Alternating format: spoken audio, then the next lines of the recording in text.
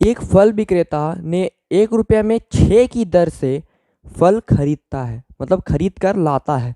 वह 1 रुपये में कितना बेचे, उसे कितना में बेचे कि उसे 20% का लाभ हो।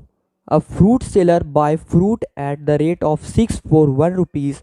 How much fruit should he sell for 1 rupees to make profit of 20%। यहाँ पे बोल रहा है एक फल बेचने वाला एक आदमी है जो 1 रुपये में 6 गो वस्तु, कोई भी वस्तु है, फल विक्रेता मतलब फल खरीद कर लाया है, 1 रुपये में 6 गो फल खरीद कर लाया है, जिसमें से अगर वो चाहता है कि 20% मुझे लाभ हो तो उसे कितना में बेचें कि 20% लाभ होना चाहिए। तो इसमें हमें बताना है कि 20% लाभ होने के लिए वो 1 रुपये की दर से कितना बेचे फल। इस क्वेश्चन को सॉल्यूशन करने के लिए हम लिखेंगे पहले 1 रुपये में 6 गो, मतलब वस्तु, गो मिस जाना नहीं, गो मिस वस्तु, खरीद कर लाया मतलब सीपी दिया हुआ है, ये दिया हुआ है सीपी। 1 रुपये में 6 गो वस्तु खरीद कर लाया।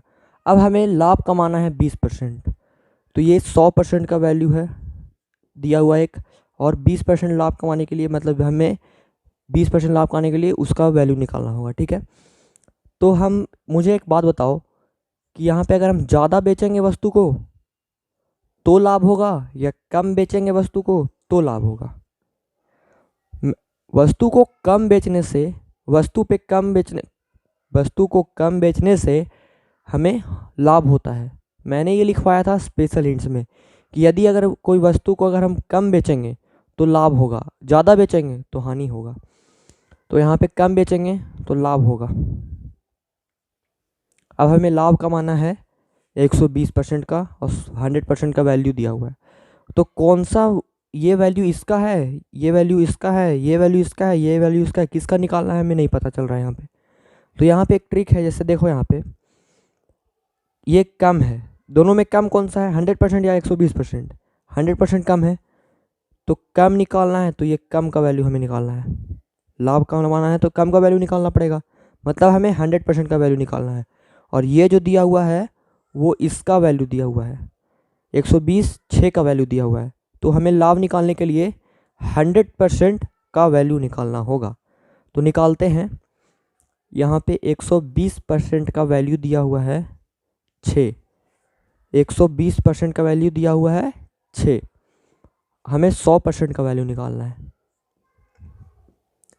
देखो यहाँ से इन दोनों को गुना कर देते हैं, 6 गुना 100 बट्टा 120, 1 जीरो से 1 जीरो कटेगा और 6 2 12, 2 5 10, तो हो जाएगा 5 वस्तु। इसका मतलब क्या हो रहा है कि 1 रुपये में अगर वो 5 वस्तु को बेचेगा तो उसे 20% का लाभ होगा। देखो इस क्वेश्चन को बनाने के लिए एक और ट्रिक मैं बताता हूँ, छोटा शॉर्टकट ट्रिक है वो, उससे क्वेश्चन पढ़ते पढ़ते ये बन जाएगा। बस क्वेश्चन पढ़ना है, लिखते जाना है। देखो यहाँ पे क्या करना है, सबसे पहले बोल रहा है कि एक फल विक्रेता 1 रुपये की दर में 6 की दर से, तो 1 रुपया में 6 की दर से खरीदता है, तो खरीदता है, खरीदने वाला वैल्यू कितना होता है 100%। सीपी हमेशा 100% होता है, गुना 100%, ठीक है।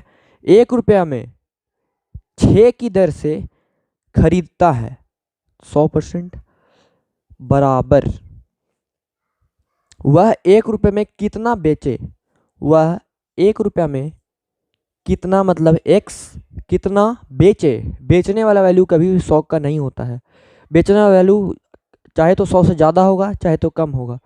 तो 20% लाभ बोल रहा है तो 100 से ज़्यादा होगा, 120 गुना 120%।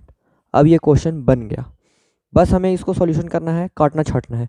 परसेंटेज से परसेंटेज खत्म, 1 जीरो से 1 जीरो, 6 2 12, 2 5 10।